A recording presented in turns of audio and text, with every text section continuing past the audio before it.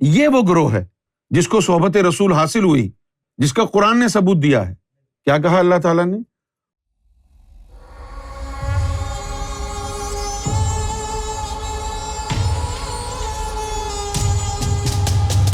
وَاصْبِرْ نَفْسَكَ، اپنے نفس کو صابر بنا لے۔ ہو سکتا ہے کہ بہت ساری چیزیں تجھے ان لوگوں کی پسند نہ ہوں، جیسے ظاہری گندگی ہے، بدبو ہے، پسینے کی بو، مٹی میں اٹے ہوئے بال ہیں، آپ کو پسند نہ ہو، لیکن پھر بھی آپ صبر کیجیے۔ وَاصْبِرْ نَفْسَكَ مَعَ الَّذِينَ يَدْعُونَ رَبَّهُمْ بِالْغَدَاةِ وَالْعَشِيِّ، کہ جو صبح سے شام تک تیرے رب کو پکارتے ہیں۔ اور پھر کیا کہا؟ یریدون وجہہ، اور اس کے دیدار کے طلبگار ہیں۔ وَلَا تَعْدُ عَيْنَاكَ عَنْهُمْ، اپنی آنکھیں نہ پھیر لینا ان لوگوں سے۔ یہ بات اللہ تعالیٰ نے حضور صلی اللہ علیہ وسلم کو ان لوگوں کے لیے کہی کہ جو حضور کی محبت میں اپنے بیوی بچوں کو چھوڑ کے، اپنے گھر والوں کو چھوڑ کے، جیسے کہ آپ نے کوٹھی شریف میں دیکھا، سینکڑوں لوگ اپنا گھر بار چھوڑ کے سرکار کے آستانے پر مقیم ہو گئے، وہیں زندگی گزارنا، سینکڑوں لوگ۔ اسی طرح وہ لوگ تھے، اور آپ کو حیرت ہوگی کہ جتنے بھی آپ لوگوں نے جن کو بڑے بڑے صحابہ کرام بنا رکھا ہے، ان میں ایک بھی شامل نہیں ہے اصحاب صفا میں۔ اجی آپ کو اگر تاریخ کا پتہ چلے تو آپ بڑے پریشان ہو جائیں۔ یہ جو اصحاب صفا تھے ذکر کرتے، اچھا یہاں سے ابتدا کہاں سے ہوئی؟ ابتدا یہاں سے ہوئی کہ یہ حضور کی نظروں میں آئے کیسے؟ حضور کی نظروں میں یہ جو گروپ ہے وہ ایسے آیا، اس وقت تک کوئی بات نہیں تھی، یہ آ کے ایسے ہی اپنے ایک اکا دکا جو ہے اضافہ ہوتا رہتا، آگے جی یہ مسجد میں بیٹھے رہتے۔ اب جو مسجدیں اس طرح کی تو تھی نہیں جو آج مسجدوں کا نقشہ ہے نا، تو اس وقت یہی تھے کہ بھائی کھمبا گاڑ دیا، کوئی بانس گاڑ دیا، اوپر چٹائی پھیر دی تو مسجد ہو گئی۔ ابھی بڑی محبت سے، بڑی عقیدت کے ساتھ جو ہے یہ وہاں بیٹھے رہتے۔ تو حضور صلی اللہ علیہ وسلم کا دستور مبارک یہ تھا کہ نماز پڑھا کے، نماز ختم ہوئی ہے، سلام پھیرا ہے، اور بلند آواز سے ذکر جہر کراتے، لا الہ الا اللہ، مشکات شریف میں لکھا ہے۔ ان مولویوں نے، ان خبیثوں نے دین کو بدل دیا، آپ کو جھوٹی روایتیں کہانیاں سنا کے آپ کو مردود بنا رہے ہیں۔ تو حضور صلی اللہ علیہ وآلہ وسلم نماز کے بعد ذکر جہر کراتے اور یہ الفاظ بولتے، نماز سلام پھیر کے، تھوڑی دیر انتظار کرتے، اور پھر اس کے بعد ایک سوال پوچھتے صحابہ سے کہ ہاں جی اپنے ہی ہیں نا سارے اب تو پھر کوئی کہتا جی یا رسول اللہ سارے اپنے رہ گئے ہیں، اچھا پھر کواڑ بند کر دو، اس کے بعد ذکر۔ اچھا آپ دیکھیے، ایک حدیث آپ کے سامنے اور پیش کرتا ہوں میں۔ ایک مقام پہ حضور صلی اللہ علیہ وسلم نے یہ فرمایا کہ مومن کا مسجد میں دل لگتا ہے اور منافق کا مسجد میں دل نہیں لگتا۔ تو بہت سے لوگ ایسے تھے کہ جو نماز پڑھ کے فوراً مسجد سے بھاگتے تھے۔ وہ کون تھے؟ کون ہوگا وہ بندہ کہ حضور مسجد میں تشریف فرما ہوں پھر بھی وہ نماز پڑھ کے چلا جائے فوراً؟ حضور سے کوئی کنیکشن نظر آتا ہے ایسے لوگوں کا؟ کوئی حضور کی محبت ایسے لوگوں کے دل میں آپ کو نظر آتی ہے؟ تو ان لوگوں کے بارے میں پوچھتے تھے کہ سب اپنے ہی ہیں نا، باقی تو چلے گئے نا، چلے جاتے تو پھر ذکر کراتے۔ تو یہ جو اصحاب صفا، جنہوں نے اصحاب صفا بننا تھا، یہ بیٹھے رہتے کہ بھئی اب نماز ختم ہو گئی ہے، تھوڑا سا حضور انتظار کرتے کہ چلے جائیں سب، کہ جب چلے جاتے تو پھر جو ہے حضور ذکر کراتے۔ تو اب پھر لوگوں میں یہ بات مشہور ہونا شروع ہو گئی کہ نماز کے تھوڑی دیر بعد حضور ذکر کراتے۔ تو آہستہ آہستہ جن کو حضور سے محبت تھی وہ نماز کے بعد بھی تھوڑا سا رک جاتے، اور پھر جب ذکر وغیرہ کرا لیتے حضور اور چلے جاتے اپنے حجرے میں، تو یہ پھر باہر چبوترے پہ آ کے بیٹھ کے پھر ذکر میں شروع ہو جاتے، پھر یہ ذکر کرتے۔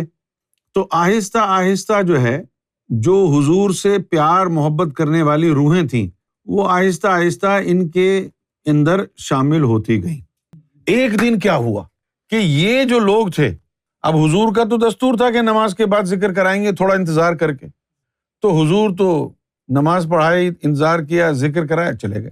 اب ایک دن کیا ہوا کہ یہ لوگ باہر چبوترے میں بیٹھ کے ذکر کر رہے تھے، اور حضور اپنے حجرے سے تقریباً بھاگتے ہوئے آئے اور ان سے پوچھا۔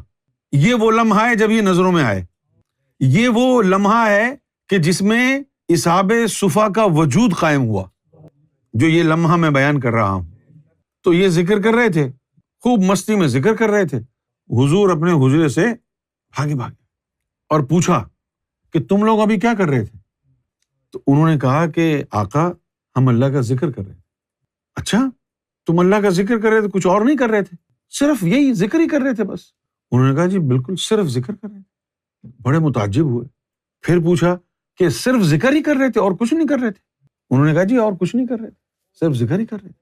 تو حضور صلی اللہ علیہ وسلم نے فرمایا کہ مجھے قسم ہے اپنے رب کی جس کے قبضہ قدرت میں میری جان ہے، کہ میں اندر اپنے حجرے میں بیٹھا ہوا تھا تو میں نے دیکھا کہ اللہ تعالیٰ کے انوار و تجلیات کا تم پر نزول ہو رہا تھا۔ اللہ تعالیٰ کی انوار و تجلیات کا تم پر نزول، خاص تجلیات کا نزول ہو رہا تھا، اس لیے میں بھاگ کے آیا کہ یہ کون سا عمل کر رہے ہیں جو ان کے اوپر اتنا تجلیات کا نزول ہو رہا۔ اس کے بعد جو ہے حضور صلی اللہ علیہ وسلم ان پر متوجہ ہونے لگے، اور پھر روزانہ آپ صلی اللہ علیہ وسلم ان کے ساتھ بیٹھ جاتے۔ اب یہ غریب لوگ، نادار لوگ، اور پھر وہاں کا اس وقت جو سرزمین تھی مکے کی، آج تو پھر بھی یعنی قدرے بہتر ہے، لیکن اس وقت تو کوئی ایئر کنڈیشن نہیں، اس وقت کوئی پکی عمارتیں نہیں، تو گرمی بھی زیادہ تھی، ریت ہی ریت چاروں طرف تھی، تو ریت اڑتی تھی، گرمی سے پسینے آتے تھے، تو میل چپک جاتا تھا ان کے جسموں پر۔ آپ نے دیکھا ہے نا کہ عرب کے لوگ جو ہے ایک تو لمبا قندورہ پہنتے ہیں۔ لمبا قندورہ کیوں پہنتے ہیں؟ تاکہ پورا جسم ڈھک جائے، کہیں پر ریت نہ لگ جائے۔ اس کے بعد سر کے اوپر جو ہے وہ باندھتے ہیں کپڑا۔ کیوں باندھتے ہیں؟ یہ نہیں کہ شیطان سر پہ تھپڑ مار کے چلا جائے گا، اس لیے باندھتے ہیں کہ بالوں میں مٹی نہ گھس جائے، اس لیے باندھتے ہیں۔ اب ان کا تو نہ گھر بار تھا کوئی، وہیں بیٹھے رہتے تھے، تو پسینے آتے، گرمی لگتی، تو ان کے بالوں میں مٹی اٹی ہوئی تھی، انہیں اس کی پرواہ بھی نہیں تھی۔ تو حضور صلی اللہ علیہ وسلم کو بھی اس کی کوئی پرواہ نہیں تھی، کیونکہ حضور صلی اللہ علیہ وسلم ان کے ظاہر کو نہیں، ان کے باطن کو دیکھتے تھے کہ اللہ ان کے اوپر اتنا مہربان ہو گیا ہے۔ لہٰذا حضور صلی اللہ علیہ وآلہ وسلم روزانہ ان کے درمیان بیٹھے رہتے۔ اب کیا ہوا کہ یہ جو چند بڑے بڑے آپ کے نزدیک جو بڑے بڑے صحابہ ہیں، یہ مسلمانوں کے بڑے بڑے جو صحابہ ہیں، ان مسلمانوں کے بڑے بڑے صحابہ نے نبی کریم صلی اللہ علیہ وسلم کو ایک بات کہی، کہنے لگے کہ یا رسول اللہ صلی اللہ علیہ وسلم، ہم تو سارے دن تبلیغ کا کام کرتے ہیں، ہم تو جا جا کے لوگوں کو اسلام کے بارے میں بتاتے ہیں، اور آپ ان گندے مندے لوگوں میں بیٹھے رہتے ہیں۔ ہم نے ان لوگوں کو تیار کر رکھا ہے کہ وہ اسلام قبول کریں، لیکن وہ تو قریش کے روسیا ہیں، رئیس ہیں، پیسے والے لوگ ہیں، ہاں وہ کہتے ہیں کہ بھائی کہ حضور صلی اللہ علیہ وسلم تو ان گندے مندے لوگوں میں بیٹھے رہتے ہیں، تو ہم ان کے ساتھ بیٹھ کر کے کیسے اسلام کی تبلیغ سنیں گے؟ ہم تو نہیں بیٹھیں گے ان کے ساتھ جا کے، وہ تو گندے لوگ ہیں۔ تو ان مسلمانوں کے بڑے بڑے صحابہ کرام نے، وہ حضور کے صحابی نہیں ہیں، مسلمانوں کے صحابی ہیں، مسلمانوں نے صحابی بنایا ہے ان کو۔ تو مسلمانوں کے جو بڑے بڑے صحابہ تھے، انہوں نے حضور کو یہ کہا، سرکار مجھے معاف فرمائے، تانا دیتے ہوئے کہ جی آپ تو ان گندے مندے لوگوں میں بیٹھے ہوتے ہیں، ہم اسلام کی خدمت کرتے ہیں صبح سے شام تک، جب ہم ان کو یہاں لانا چاہتے ہیں تو وہ یہ کہتے ہیں کہ جی حضور، ہم حضور کے پاس جانے کو تو تیار ہیں، لیکن جن لوگوں میں وہ صبح شام بیٹھے رہتے ہیں ہم وہاں نہیں بیٹھیں گے جا کے۔ اب آپ کو معلوم ہے کہ حضور صلی اللہ علیہ وسلم دین اسلام کے بارے میں حریص واقع ہوئے، آپ کا جی چاہتا تھا کہ ساری دنیا اسلام قبول کر لے، تو انہوں نے، مسلمانوں کے صحابیوں نے یہ مشورہ دیا کہ آپ کہیں اور ان لوگوں سے ملاقات کر لیں، ان کے بیچ میں بیٹھ کے نہ کریں، تھوڑا سا ٹائم نکالیں تاکہ آپ ان سے بھی ملاقات کر سکیں۔